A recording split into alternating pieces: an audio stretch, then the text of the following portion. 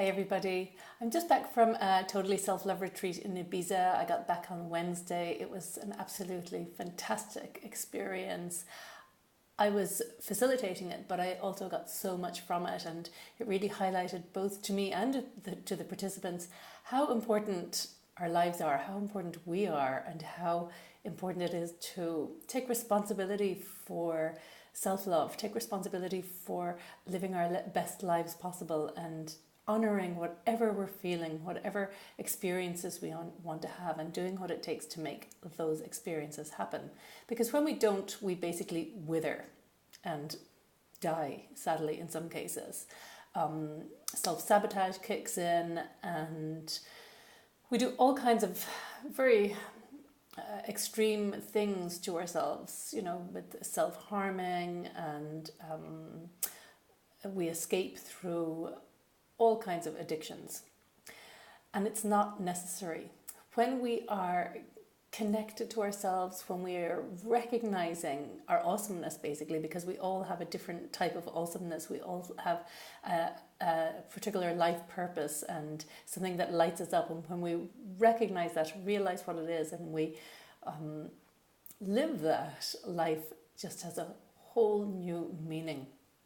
I just had somebody comment this morning about, because I broke my toe, and they said, "Oh, so I hope that that's helped you to slow down." And I thought, why would I want to slow down? I love what I do. It really lights me up. It energizes me. So I have no intention of slowing down. But it made me think about when I wasn't so lit up and so connected to purpose, then slowing down seemed like a sensible thing to do.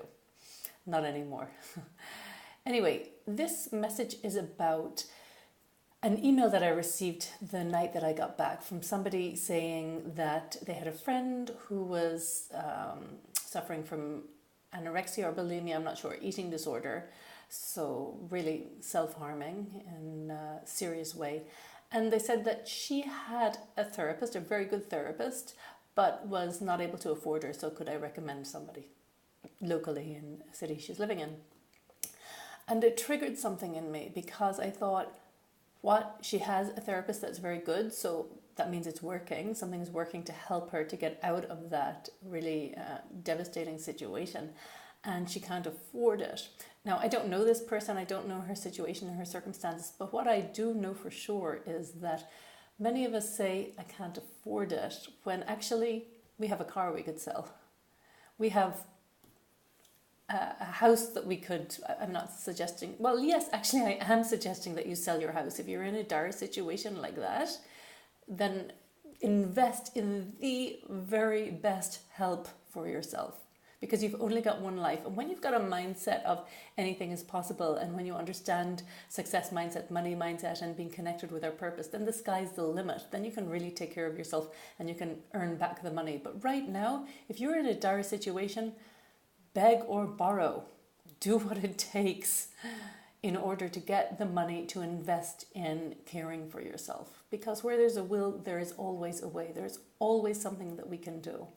And it's commonly said that it's never about the money. And I really believe that, because when we really, really, really want something, we'll find the money. There's always a way. Or we'll be able to let go of our pride enough to ask somebody for help. If it means enough to us, and if our lives mean enough to us, and if we can find enough, if we can muster up enough self-love to do that, then we should. And that person who finds a therapist too expensive, what value are they putting on their own lives and getting better? You have to want to get better. You have to want to, and also believe that a really great life is possible for you. You have to want that. If you don't, then you're not going to do what it takes. And that's a choice that you get to make. But if you have any glimmer of hope or any glimmer of belief that, well, actually, I think that I can live a much better life, then do it. And I can speak from experience, because I've been there. I've been in very dire situations. I've had such low self-esteem, and I really, at that time, did not know that a better life was possible for me. I didn't know how. But if you are that person, you do know how now, because I'm telling you. It's through hiring somebody to help you, reaching out for support, doing what it takes and giving yourself that. Even if it seems radical, even if people say, what? You're selling your car? What? You're taking your life savings? What? What kind of a life are you saving?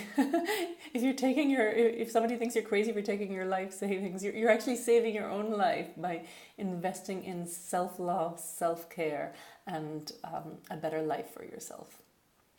So wake up, and do what it takes. Do what it takes to help yourself. Hope this helps. Let me know if you've got any questions or if you want to chat about this, because I feel very, very strongly about it. And it doesn't have to be, if there's a lot of suffering going on, it doesn't have to be like that. But you get to choose. You get to choose what outcome you want.